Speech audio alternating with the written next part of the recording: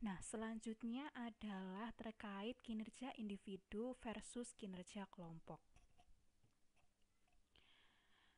Nah, di sini meskipun sama-sama bekerja dalam suatu tim atau kelompok, itu ada dua macam cara kerja dalam kelompok.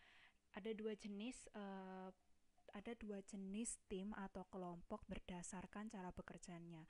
Yang pertama adalah nominal group, di mana sekumpulan individu itu bekerja untuk tugas yang sama namun tidak melakukan interaksi. Artinya meskipun berada di suatu kelompok yang sama, individu-individu anggota yang ada di dalamnya tidak uh, melakukan interaksi dalam menyelesaikan tugasnya. Sedangkan tipe yang lain adalah interaction group, di mana sekumpulan individu bekerja untuk tugas yang sama, namun melakukan interaksi. Artinya uh, dalam upaya untuk melakukan pekerjaannya, mereka melibatkan interaksi dalam kelompok.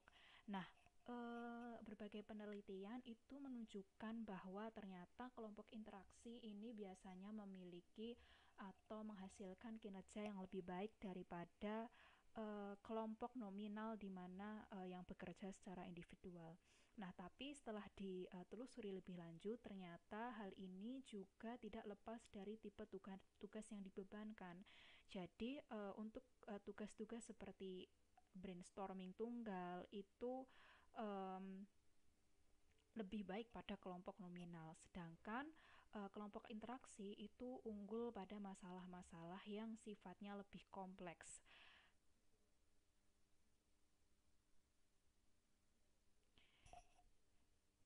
Nah, kemudian yang keempat adalah tim.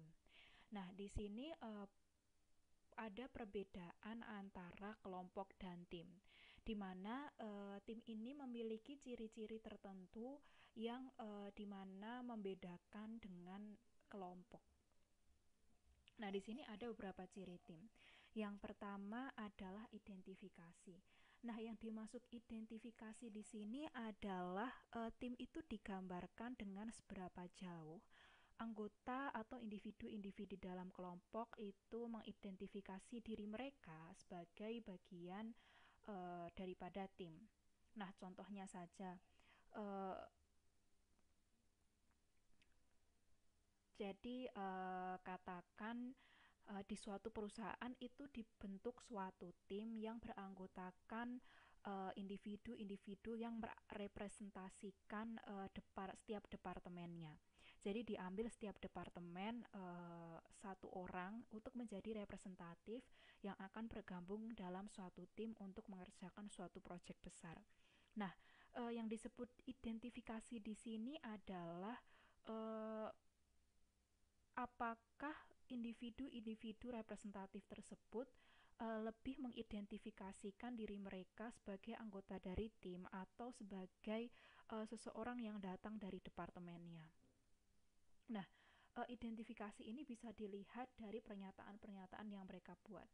Nah, misalnya individu-individu tersebut mengatakan hal seperti ini, kami tidak setuju, atau dari departemen kami merasa keberatan dengan keputusan yang dilakukan. Nah, itu artinya orang-orang ini masih mengidentifikasi dirinya sebagai anggota dari departemennya, bukan bagian dari tim, di mana hal ini menjadi tidak baik bagi kinerja tim, karena uh, untuk sebuah tim agar dapat bekerja dengan baik, maka anggota-anggotanya pun harus mengidentifikasi mereka sebagai bagian dari tim tersebut.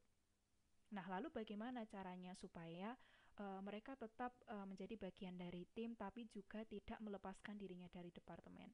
Nah, hal ini bisa dilakukan dengan mengubah cara mereka berpendapat atau menyampaikan pendapat. Misalnya, individu-individu ini dapat mengatakan seperti ini. Bagaimana ya caranya agar kita dapat meyakinkan anggota dari masing-masing departemen kita, atau contohnya solusi tim ini adalah yang terbaik bagi masing-masing departemen kita. Nah, itu bisa sebagai alternatif ungkapan yang diberikan supaya anggota tim itu tetap mengidentifikasi dirinya sebagai anggota dari tim tanpa melepaskan diri dari departemen. Yang kedua adalah interdependensi, di mana dalam suatu tim terdapat hubungan interdependensi di antara anggota-anggotanya dalam mengerjakan tugas. Nah, artinya setiap tugas yang dikerjakan oleh seorang anggota itu harus diselesaikan dengan bantuan orang lain. Artinya setiap tugas yang dibebankan kepada tim itu harus diselesaikan secara bersama-sama. Jika tugas yang diberikan itu bisa diselesaikan tanpa bantuan orang lain, berarti mereka tidak bisa menyebut diri mereka sebagai suatu tim. Yang ketiga adalah diferensiasi kekuasaan. Nah, di mana dalam tim anggota kelompok itu memiliki usaha atau upaya untuk mengurangi derajat atau tingkat perbedaan kekuasaan satu orang dengan orang yang lain. Jadi di dalam tim itu kecenderungannya adalah untuk menciptakan kesetaraan. Nah, hal ini berbeda dengan kelompok yang bukan tim, di mana dalam kelompok yang bukan tim itu anggota-anggotanya memiliki mempertahankan keegoisannya sendiri-sendiri dan juga tidak menunjukkan kesetaraan antar anggota kelompok. Kemudian yang selanjutnya adalah jarak sosial. Nah, dalam tim, anggota kelompok atau tim itu berusaha untuk mengurangi jarak sosial yang ada di antara mereka. Bagaimana caranya? Caranya adalah dengan uh, bercakap-cakap dengan bahasa yang kasual, kemudian saling menyapa satu sama lain, serta menciptakan keakraban di antara mereka. Nah, hal ini berbeda dengan kelompok yang bukan tim, di mana kecenderungan mereka dalam berinteraksi itu cenderung kaku dan formal, sehingga menciptakan jarak yang tidak terlihat di antara anggota-anggotanya. Kemudian yang selanjutnya adalah taktik dalam manajemen konflik, di mana dalam tim ini penyelesaian konflik itu cenderung atau biasanya dilakukan dengan cara kolaborasi. Artinya setiap masalah yang ada, konflik yang ada itu diselesaikan dengan cara berdiskusi satu sama lain untuk mendapatkan hasil yang mendapatkan hasil atau jalan keluar yang memuaskan setiap pihak. Kemudian yang selanjutnya adalah terkait dengan proses negosiasi, di mana di dalam tim anggota kelompok itu berusaha untuk menemukan solusi atau penyelesaian permasalahan yang membawa keuntungan dan kepuasan bagi semua pihak. Hal ini berbeda dengan setting kelompok, di mana untuk kelompok yang bukan tim itu biasanya negosiasi itu dilakukan atau kecenderungannya adalah untuk memenangkan salah satu pihak saja. Nah, ini kemudian adalah tahap perkembangan tim. Nah, jadi ini menurut teori Tuckman ya, itu ada 4 stage dalam perkembangan tim. Yang pertama adalah forming. Jadi forming ini adalah ketika tim pertama kali dibuat atau dibentuk. Nah, forming ini dicirikan dengan anggota kelompok yang masih merasa sangat antusias mengenai ide-ide yang akan mereka berikan kepada tim. Tapi di sini mereka juga mengalami kecemasan atau mulai terjadi sedikit konflik-konflik kecil dalam perjalanan mereka beradaptasi dengan anggota-anggota baru. Kemudian yang selanjutnya adalah storming. Jadi apabila di forming tadi konfliknya masih konflik-konflik kecil, masih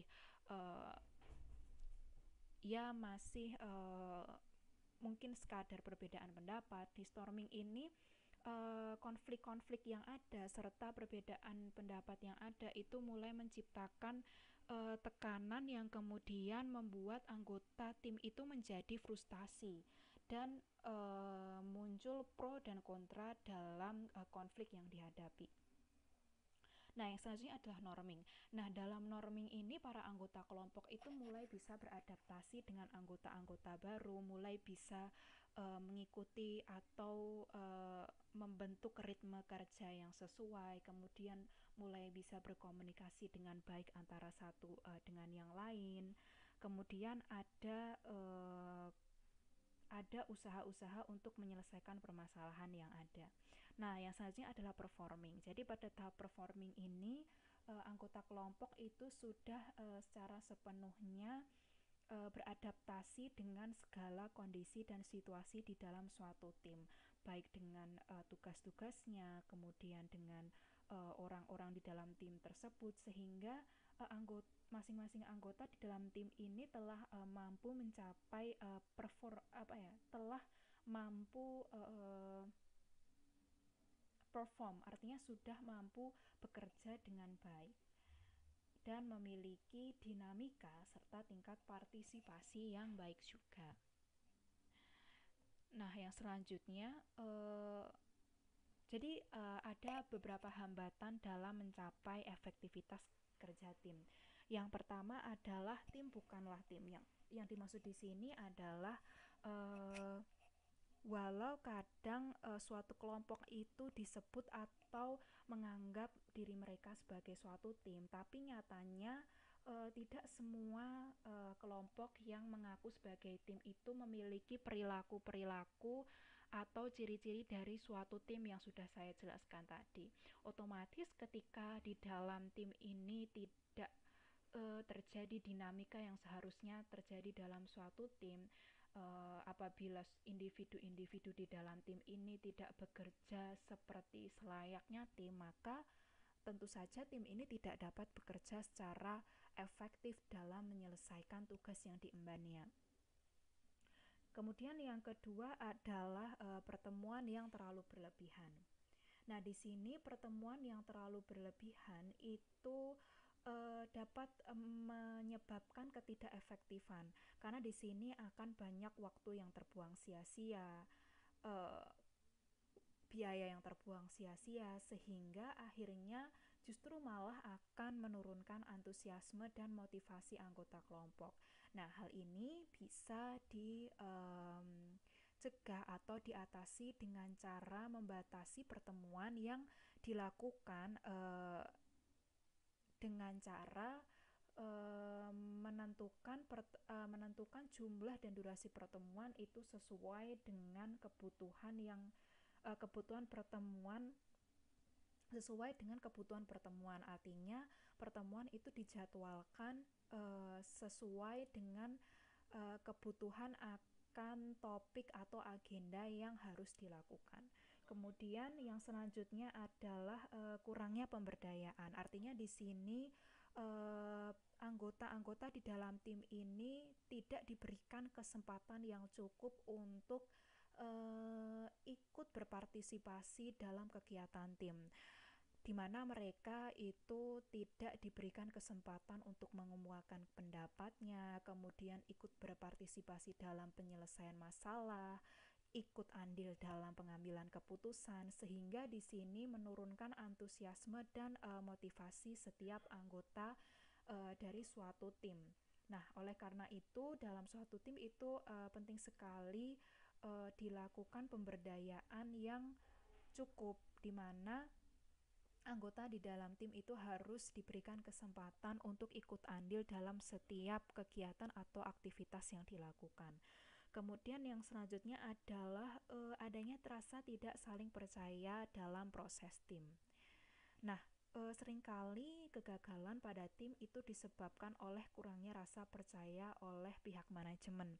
Nah, rasa percaya oleh pihak manajemen ini membuat manajemen itu tidak percaya untuk memberikan otoritas terhadap tim, sehingga di sini tim ini tidak memiliki ruang gerak yang cukup, sehingga mereka tidak dapat bekerja secara efektif. Yang keenam adalah tujuan yang kurang jelas. Jadi tujuan tim yang kurang jelas ketidakjelasan visi dan misi yang mereka lakukan itu juga berpengaruh terhadap efektivitas dari kerja tim.